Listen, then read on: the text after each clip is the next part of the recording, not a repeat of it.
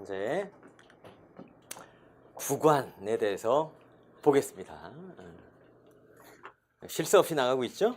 근데 제자리 걸음인 듯 계속 그렇습니다 지금. 큰일 났어요. 어쨌든 뛰어보겠습니다.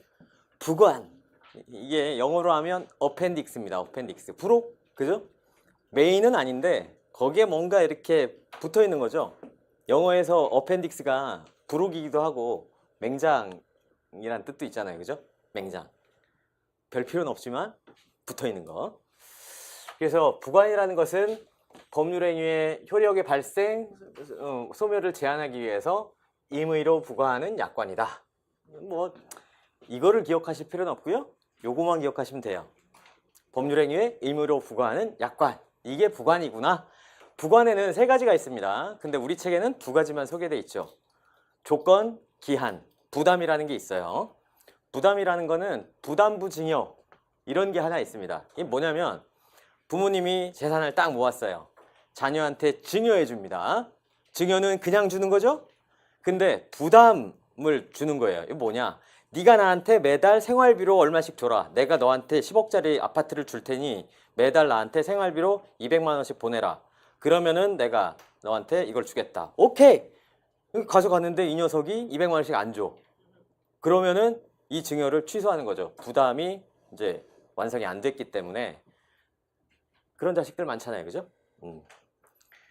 그것도 받을 거 있을 때 얘기지, 그죠? 받을 거 있을 때. 저는 부모님한테 받은 게 없어요. 아니, 받은 게 있지. 교육은 시켜주셨거든요. 고등학교 때까지.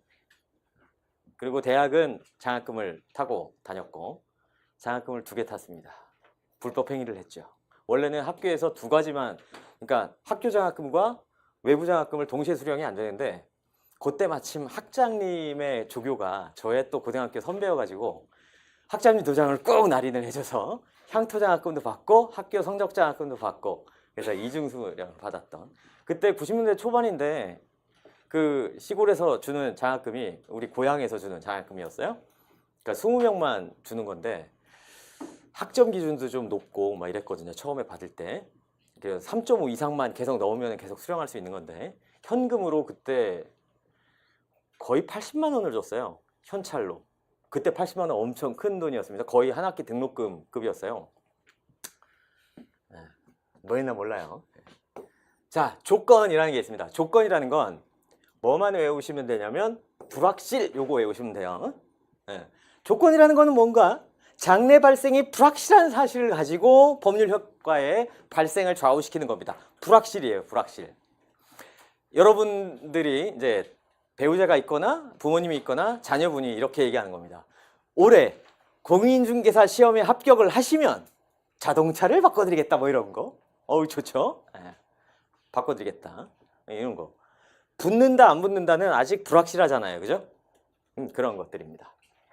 뭐 대학에 합격하면 등록금을 내주겠다, 이런 거. 장래 발생이 불확실한 겁니다.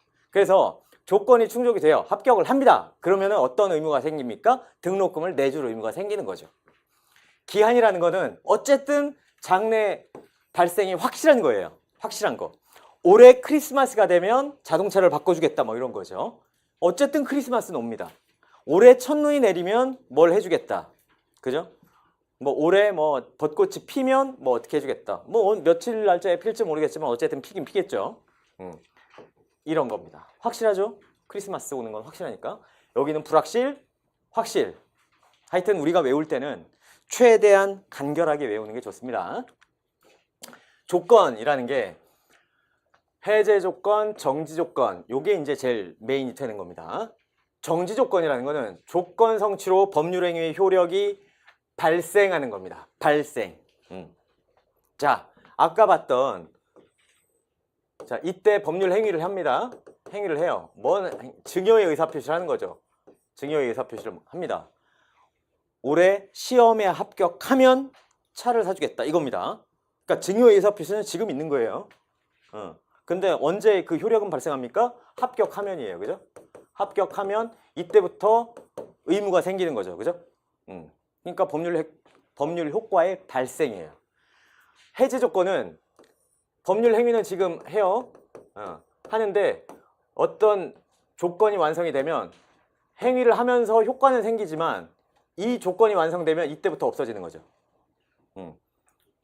올해 합격할 때까지, 그러니까 당신이 뭐 공인중개사 시험에 합격할 때까지 뭐 생활비를 대주겠다, 뭐 이런 거죠. 그럼 지금 계속 지금 의사표시를 하면 지금부터 대주는 겁니다. 그러다가 합격하면 생활비를 끊는 거죠. 그렇죠? 이거를 그러니까 지금 법률 행위의 효력이 쭉 있다가 조건이 완성이 되면 법률 행위의 효과의 효력을 해제시키는 것과 동일한 효력을 주는 겁니다. 그래서 해제 조건이에요. 그래서 이거는 정지 조건이 왜 정지 조건이라는 말이 들리냐면 법률 행위의 효력이 일단 정지되어 있다가 조건이 완성이 되면 효력이 발생한다. 그래서 이게 정지잖아요. 그래서 정지 조건이고 해제 조건은 일단 효력이 있다가 이때 없어지기 시작하니까 이게 해제입니다. 그래서 정지 조건, 해제 조건 저런 식으로 표현을 한다. 이렇게 아시면 되겠고요. 수의 조건이라는 건 의사에 따른다 이런 뜻이에요. 자기 의사에 따른다. 수의 조건. 지금 어때로 하겠다는 얘기죠. 조건 성취 여부가 당사자 의사에 의존하는 조건을 수의 조건이라고 합니다. 이 수의 조건은 내가 마음에 들면 너한테 내가 기분이 동하면 내가 너한테 차 하나 사줄게 뭐 이런 거예요. 조건은 조건이죠. 뭐 하면. 근데 마음이 동할지 안 동할지는 오로지 내 의사잖아요. 이런 조건이 순수 수의 조건이라고 불러요. 이거는 그냥 무효입니다. 이거 하나만 하는 소리지. 지 마음이 들지 안 들지 어떻게 알아요. 순수 수의 조건은 무효예요. 효력이 없어요. 그런 건. 내가 생각이 들면 내가 너한테 밥 한번 살게 뭐 이런 거죠. 소용없습니다. 자, 가장 조건이라는 게 있죠. 가장 조건이라는 거는 조건과 비슷한데 진짜 조건은 아니라는 겁니다. 기성 조건은 이미 완성된 이에요. 이 조건이라는 게 조건이라는 게 장래의 발생이 불확실한 사실인데 이게 기성 조건이라는 거는 불확실하지 않잖아요. 지금 기성 이미 완성된 조건이라는 뜻이니까 말이 안 맞는 겁니다. 그죠? 이미 완성됐으면 조건이 될 수가 없죠. 그쵸? 이미 완성이 됐으면 조건이 법률행위 성립 당시에 이미 성립이 된 거예요. 그죠? 이미 성립이 된 겁니다. 그러니까 저게 조건이 될 수가 없는 겁니다. 그래서 가장 조건이에요. 예를 들자면 이거죠. 당신이 뭐 공인중개사 시험에 합격하면 내가 차 사줄게 뭐 이런 건데 이미 작년에 합격한 거야. 이 상황입니다. 지금 이미 끝났어요. 뭐 이런 상황. 그럴 때는 정지 조건이면 조건 없는 법률행위가 되죠. 왜냐면 정지 조건이라는 게 뭡니까? 효력이 쭉 없다가 요때 합격하면 그때부터 효력 발생인데 이미 합격을 했다니까? 그러니까 말하면 바로 그냥 효과 발생이지. 그죠? 그러니까 정지 조건인 경우에는 뭐 당연히 조건이 없는 게 되고 해제 조건이면 영원히 안 되는 거죠. 그죠?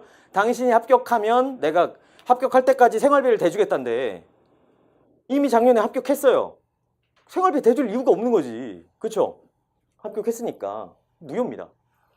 불능 조건은 이미 성취될 수 없는 거예요. 이거는 반대입니다. 반대. 그죠? 정지 조건이면 무효고 예, 이게 그러니까 해제 조건. 해제 조건이면은 저기죠. 이게 왜냐면 될 수 없는 조건.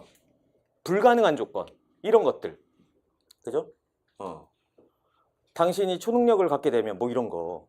안 되는 겁니다. 이런 거. 그죠? 당신이 슈퍼맨이 되면 내가 뭐 해주겠다. 이거 됩니까? 슈퍼맨이 영원히 안 되겠죠? 그러니까 영원히 계속 안 되는 상태가 유지됩니다. 무효죠. 무효. 그죠? 당신이 슈퍼맨이 될 때까지 내가 생활비 대줄게. 그러면 계속 대줘야 되는 거죠. 그죠? 뭐 그런 얘기가 되는 거고. 불법 조건. 이건 사회질서에 위반한 거죠. 이거는 조건만 무효가 아닙니다. 요것도 잘 기억해 두셔야 돼요. 조건만 무효가 아니라 다 무효입니다. 다. 에? 네가 사람을 죽여주면 1억 줄게 뭐 이런 거. 그죠? 그러면 죽여주면 요것만 무효냐 조건만. 아니에요. 1억 주겠다는 것도 무효입니다.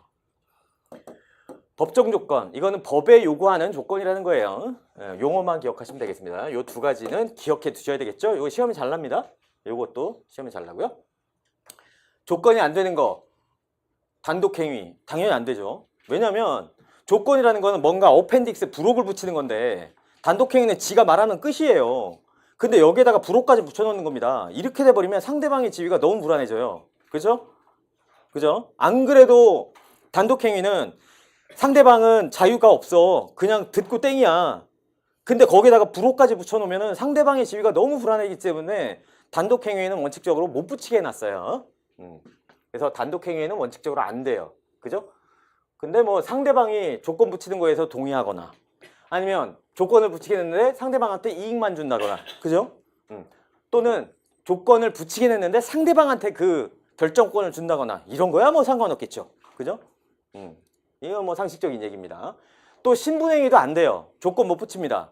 입양을 하는데 이 아이가 IQ가 150이 넘으면 난 입양을 하겠다. 말이 안 되는 겁니다. 이런 거. 그죠? 이런 거. 요거는 시험에 가끔 났죠? 이게 뭐냐면 약혼 예물의 수수는 파혼을 해제 조건으로 하는 증여다.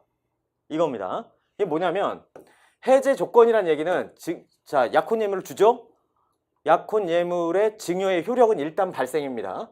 발생하다가 이때 파혼을 합니다. 그렇다면 이때 증여의 효력이 없어진다는 거예요. 증여의 효력이 없어지면 어떻게 됩니까? 돌려줘야죠. 그 뜻입니다. 그래서 파혼을 해제 조건으로 하는 증여입니다. 그러니까 파혼이 안 되면 계속 증여의 효력은 쭉 가는 겁니다. 그죠? 파혼이 안 되면 증여의 효력은 쭉 가는 거예요. 파혼이 되면 그때부터 반환해야 되고요. 요런 사안도 되게 많아요.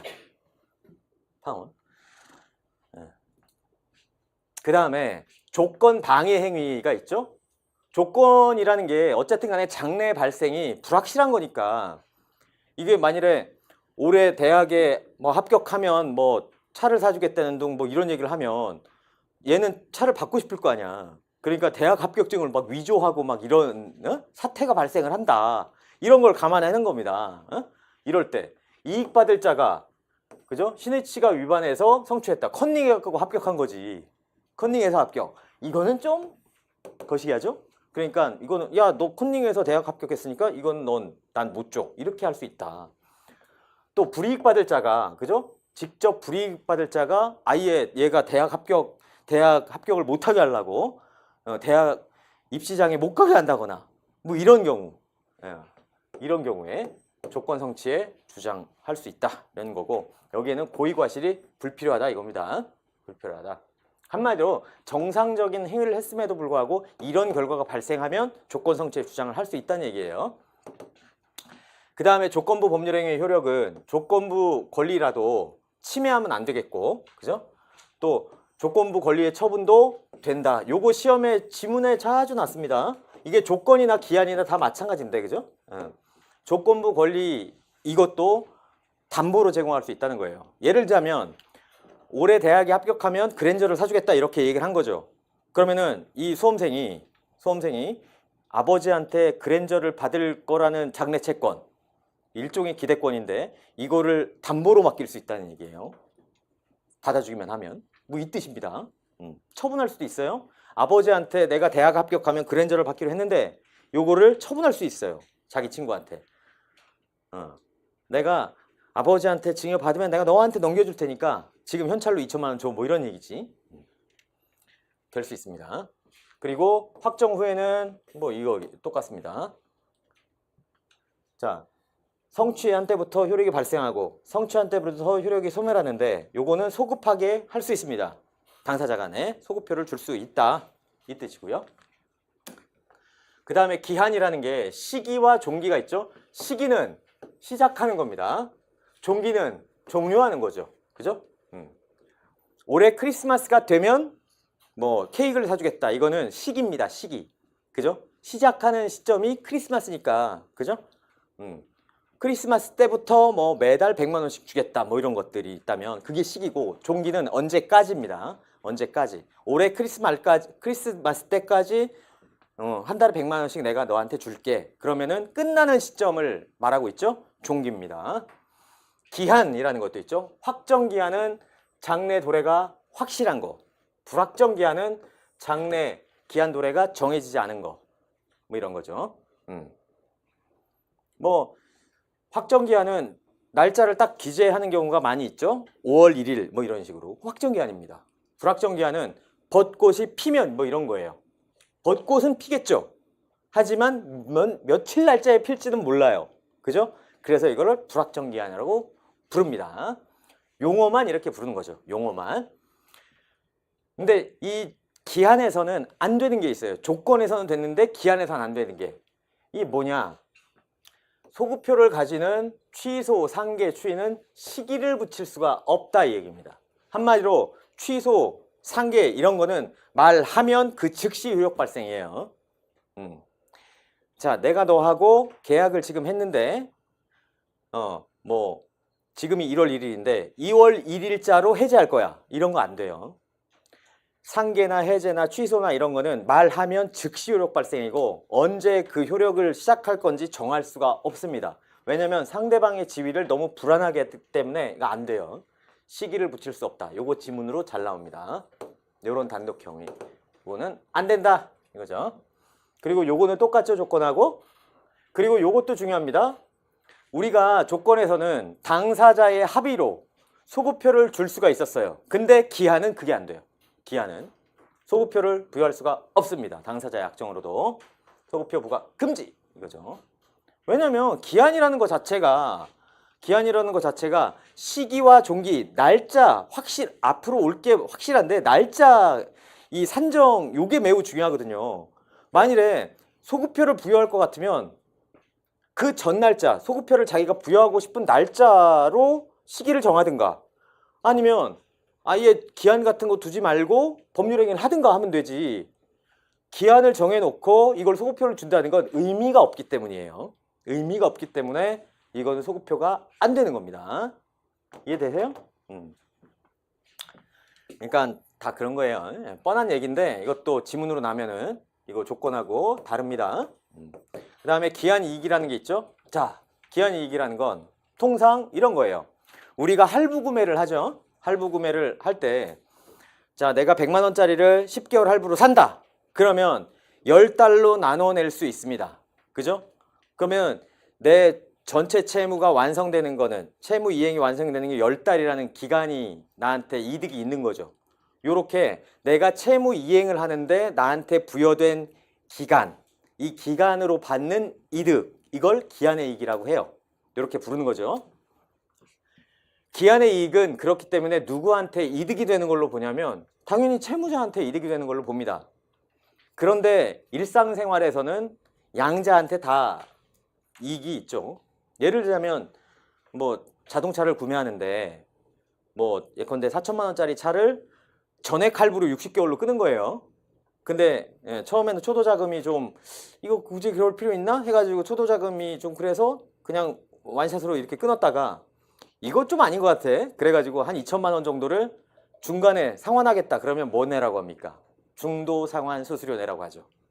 왜냐면 이 캐피탈 입장에서는 60개월을 나눠내면서 그 이자분을 계속 받는 건데, 그죠? 이 사람이 중도 상환을 해버리면, 목돈을 확 상환해버리면 그 2천만 원만큼의 이자를 앞으로 계속 못 받아요. 그죠? 그거는 얘한테도 손해거든, 캐피탈한테도. 그러니까 그거에 합당한 이자 상당의 손해액들, 그 중에 일부를 내라고 합니다. 그게 기한이익 상실 때문에, 그죠? 채권자한테도 손해니까 내라고 하는 겁니다. 그죠? 보통 기한의 이익은 채무자를 위해서 나오는 걸로 추정하지만 이렇게 캐피탈에서 자동차를 구입한다거나 할부로 사거나 뭐 이럴 때는 채권자한테도 이익이 있는 겁니다. 기한의 이익이 포기는 할 수 있는데 상대방의 손해가 발생하면 배상해야 되겠죠? 금방 그럴 경우입니다. 목돈으로 그냥 갚았을 때. 이거는 주택담보대출 받아도 마찬가지예요. 그죠? 주택담보대출을 받을 때도 나중에 중도 상환 수수료가 면제되는 텀이 있습니다. 그죠? 텀이 있어요. 그런 게 있습니다. 기한의 이익 상실은 뭐 채무자가 담보를 손상했거나 이행하지 않았거나 파산했거나 아니면은 기한이익 상실특약을 해놓거나 뭐 기한이익 상실특약은 많이 있죠. 예를 들자면 뭐 은행에서 담보대출로 이렇게 받았어도 거기에 여러 가지 기한이익 상실 사유들이 쭉 있습니다. 그죠? 이 사람이 뭐 예컨대 뭐 이자를 2회 이상 안 내고 뭐 그죠? 그랬을 때 기한이익 상실한다. 뭐 한다 쭉 써 있습니다. 그런 특약들이 있다. 그런 것들은 형성권부 기한이익 상실특약으로 본다. 이건 뭐냐면 형성권부 기한이익 상실특약은 저런 조건들, 그죠? 뭐 이자를 안 냈다든지 이런 조건이 완성이 되면 채권자가 얘기를 하라 이겁니다. 너 기한이익 상실했어 라고. 얘기 안 하고 저런 2회 이상의 연체가 됐다고 해서 즉시 효력 발생하진 않아요. 반드시 채권자가 얘기를 해야 됩니다. 그 얘기예요. 형성권부 기한이익 상실특약은 얘기를 하라는 겁니다. 얘기 안 하고 저런 조건이 완성됐다고 해서 바로 기한이익 상실 아니다 이 뜻입니다. 이걸 이해하시면 돼요. 그 다음에 물권법이니까 책을 보시도록 하겠습니다. 137페이지에 부관이 있죠. 자, 부관이라는 것은 부과되는 약관이다 이렇게 돼 있고, 조건이라면 법률행위의 효력 발생 여부가 장래 불확실한 사실, 불확실에다가 동그라미 치시면 되고요. 넘어갑니다.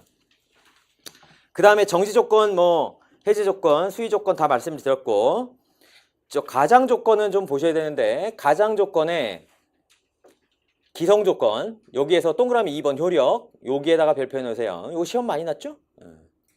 기성조건이 정지조건이면 조건 없는 법률행위입니다. 그죠? 왜냐면 이미 완성이 되었기 때문에, 그죠? 바로 효력 발생하고, 해제조건이면 무효입니다. 무효. 그죠? 반대로 불능조건에서는 불능조건이 해제조건이면 조건 없는 법률행위, 정지조건이면 무효. 여기에서는 기성조건 하나 외우십시오. 기성조건 하나 외우시고 저 불능조건은 그 반대다 이렇게 외우시면 돼요. 하나만 외우시고 반대다 이렇게 생각하면 됩니다. 그리고 불법조건은 동그라미 2번에 맨 마지막에 뭐라고 써 있습니까? 전부가 무효입니다. 조건만 무효다. 틀린 겁니다. 법률행위 전체가 무효입니다. 전체가. 자, 넘어가고요. 조건을 붙일 수 없는 법률행위에 1번에 의의에 조건을 붙일 수 없는 법률행위에 조건을 붙이게 되면 법률행위 전체가 무효입니다. 법률행위 전체가 무효다. 그리고 단독행위에는 동그라미 2번 조건이 가능한 경우 여기에다가도 상대방이 동의할 때 동의 동그라미 치시고 이익만 주는 경우 이익, 그 다음에 상대방이 결정할 수 있도록 하는 경우 결정 이렇게 동그라미 치시면 돼요. 에딩펜으로 딱 걸어놓으시든가. 저것들은 조건이 가능하다. 단독행위지만 이 얘기고요. 그 다음에 신분행위에서는 뭐 안 되는 거고 싹 다 무효입니다. 이런 건. 그리고 위반행위가 있죠. 위반행위. 자, 첫 번째가 조건 성취에 불이익 받을 사람, 불이익 받을 사람이 조건 성취를 방해한 때는 조건 성취를 주장할 수가 있죠. 여기에서는 뭐가 중요하냐? 직접 불이익을 받게 되는 자의 하나입니다. 간접적으로 불이익 받을 자는 포함 안 돼요. 아시겠죠? 예를 들면 조건 성취에 불이익 받을 자, 내가 예컨대 어떤 사람한테 차를 증여해 주기로 했습니다. 아니면 집을 주기로 했어요. 10억짜리 집을 주기로 했어. 뭐뭐 하면 뭐 대학에 합격하면 내가 너한테 집을 주겠다 딱. 근데 이 사람이 집을 줘버리면 이 사람이 죽었을 때 상속인들은 어때요? 요 10억짜리 재산이 없어지잖아요. 그러니까 요 상속인들이 조건 성취 행위를 방해하는 겁니다. 이 경우는 해당 사항이 없다 이거예요. 얘들은 간접이거든. 그죠? 이해되세요? 그러니까 어떤 아저씨가 아주 이뻐하는 애가 하나 있어. 그래서 네가 대학에 합격하면 아저씨가 10억짜리 집 줄게 이렇게 된 거지. 그랬더니 이 아들들이, 그죠? 아들들이 아니 아버지가 돌아가시면 얘 10억짜리 날라가면 아버지 재산은 지금 20억인데 그중에 10억 날라가면 10억밖에 우리 상속 못 받아. 열받잖아. 그러니까 얘가 대학 시험 못 보게 그냥 막아버리는 거지. 그렇죠? 그 상황을 생각하시면 돼요. 근데 이거는 간접적이잖아요. 그죠? 그러니까 얘들이 방해행위를 했다 하더라도 이 조건 성취 방해행위에 해당 사항이 없다 이 뜻입니다. 그 뜻이고요. 넘어갑니다. 그리고 142페이지에 조건부 권리의 처분, 요게 시험에 왜 이게 자주 나는지 모르겠지만, 그죠? 조건 성취가 미정한 권리는 의무는 빼세요. 삭제. 일반 규정에 의해서 처분 상속 담보로 할 수 있다. 뭐 이 규정은 이상하게 시험이 많이 나대. 아무것도 아닌데. 아무 내용이 없어요. 할 수 있죠. 이거 못 하겠습니까? 이것도 어쨌든 법률 행위는 성립한 거니까 효력은 아직 나중에 발생했지만 법률 행위 성립에 따른 지위를 뭐 양도하는 데는 문제가 없습니다. 그 다음에 확정 후의 효력은 정지조건부 법률행위면 조건이 성취되면은 효력이 발생하고 불성취로 확정되면 무효다. 해제조건부 법률행위에서는 조건이 성취되면 효력 소멸, 불성취 확정하면 효력은 소멸하지 않겠죠. 소급하지 않습니다. 그런데 소급표를 줄 수는 있어요. 조건 성취 전에 소급하게 할 의사를 표시한 땐 그 의사에 의하면 돼요. 그 다음에 입증 책임은 조건 성취에 대해서는 뭐 그걸 이득받는 자, 권리를 취득하는 자가 입증하면 되고요. 넘어갑니다. 기한. 기한에서는 뭐 시기와 종기 다 있고 145페이지에 그죠?